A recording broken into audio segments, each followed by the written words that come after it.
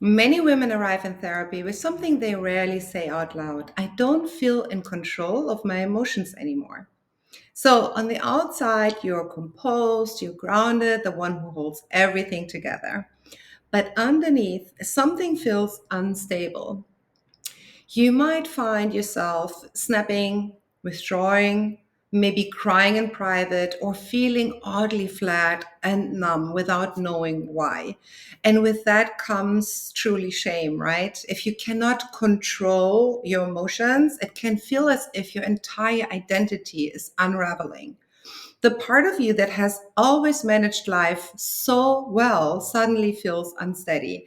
And that can be absolutely frightening. So, the women who search for emotional control are usually the same women who've always been capable.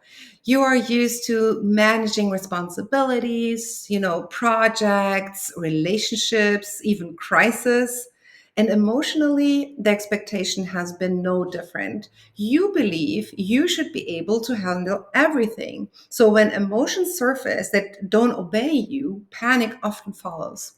You may not feel or you may not tell anyone that you're struggling, like your friends, your colleagues, even loved ones see you as the strong, reliable one, the uncomplicated, right?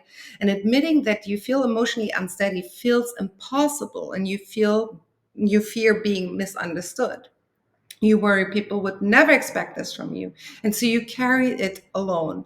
And that loneliness grows quietly behind the scenes.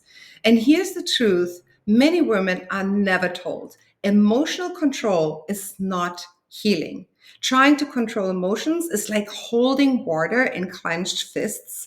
The tighter you grip, the more spills out. Control creates tension. Suppression creates pressure, and eventually something gives way. And even research has shown that suppressing emotion often increases internal stress rather than relieving it. So it strains the body, it disconnects you from yourself, and it amplifies overwhelm rather than resolving it. Emotional health is not about containment. It is about relationship. It is learning how to move with emotions rather than against it, to listen instead of silence, to understand rather than override. And real strength is not restraint. Real strength is connection. When emotions begin to feel chaotic, it doesn't mean you're failing. It means something in your system is asking to be heard. Often, emotional overflow is unprocessed experience rising up. Maybe it's grief, disappointment, exhaustion, a nervous system that has been on duty for too long. It might look like instability from the outside or even to yourself, but from within, it is the body attempting to restore balance. And even if you are doing it all right, or all the right things, let's say you're doing yoga, meditation, journaling, breath work, you're listening to helpful podcasts, none of these are wrong. They are really beautiful tools. But for many of us, they only touch the surface and they don't reach the roots. They soothe, but they do not resolve. And this is because emotional overwhelm does not only live in our minds, it lives in our body, and healing must be met there. Imagine control like through you trying well, imagine control as you trying to push and force a door open. And in therapy, it's often that we discover we've been at the wrong door all along, and someone gently shows you, the one that opens inward. In therapy, you do not suppress emotion. You explore it. You meet the parts of you that have learned to survive through strength. You uncover the quieter parts that have never had permission to speak. And slowly, what once felt chaotic makes sense. What once felt unbearable becomes tolerable.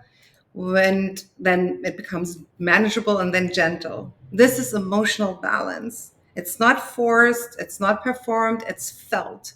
So, through trauma informed work, you retrain not just your thoughts, but your nervous system. Your body learns safety, your emotions learn trust, your system begins to settle. not because you control it, but because you are finally attuned to it. If emotional control is, whatever that is the phrase, let's say, that brought you here, I want to say something to you very kindly, very gently. You do not need more control. You need more care. You do not need to tighten, you need to soften.